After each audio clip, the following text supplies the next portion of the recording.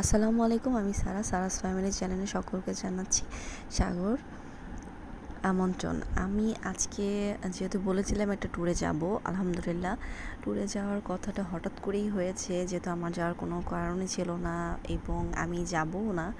যাওয়ার কথা ছিল লাবিবের বাবার, সেখানে প্রোগ্রাম হইতে সবাই মিলে বসে প্রোগ্রাম করতে সবাই যাচ্ছি। তো এখানে যাওয়া যেহেতু হুট করে যাওয়া হচ্ছে, অনেক প্যারা, তার সাথে আবার আনন্দ।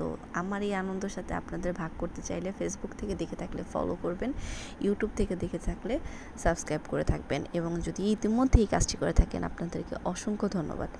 তো এখানে আমি যাওয়ার আগের দিন একটু প্রস্তুতি বলতে তেমন কিছুই না, শুধু একটু রান্না করছিলাম, করলা ভাজি, রোস্ট আর হচ্ছে ডাল ভোনা। এখানে আমি একটু বলে রাখি, আমি কিন্তু রান্না অনেক বেশি পটু না, আমি তেমনভাবে রান্না পারিও না। কোনো মতন বিয়ের পর থেকেই এ পর্যন্ত শিখেছি, সেগুলো তা বলতে পারেন অনেক ঊর্ধ্বপতনের পর, ঝগড়া মানে অনেক চিল্লাচিল্লির পর আমি শিখতে পেরেছি অবশেষে। তো এখনও কিন্তু আমার রান্নাতে লবণ কম হয় সেটা রীতিমতো আমিও বুঝি, সবাই বুঝে। তো এটা আসলে রান্নার একটা ব্লগ না, আমি রান্না ট্রাই করছি। তো যাই হোক, এখানে এটা একটা ডেইলি ব্লগ।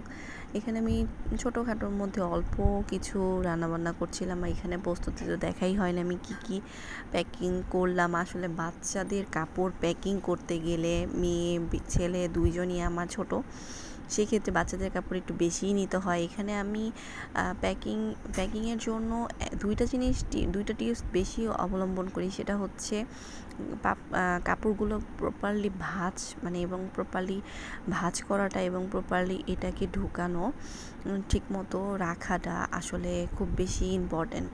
তো যাই হোক, এখানে আমি 2 দিন আগে থেকে গোছগাছ করে ফেলছিলাম। তার কারণ হচ্ছে হুট করে একদিন আগে থেকে শর্ট নোটিসে আমি আসলে গোছগাছ করতে পারি না, যেহেতু বাচ্চাদের অনেক কিছু থাকে যেটা আমার মনে করে নিতে হবে।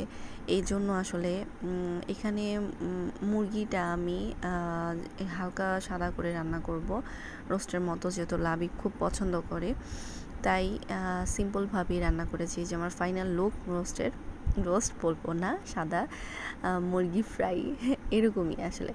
তো যাই হোক, এখানে লাবিব লুবাবের সাথে কিছুক্ষণ সময় দুষ্টামি করছিলাম। তো আপনারা ভালো থাকবেন, সুস্থ থাকবেন, এবং আসছে কিন্তু অনেক সুন্দর সুন্দর ব্লগ, এই কামনায় এখন আপনারা সবাই ভালো থাকেন। আল্লাহ হাফেজ, আসসালামু আলাইকুম।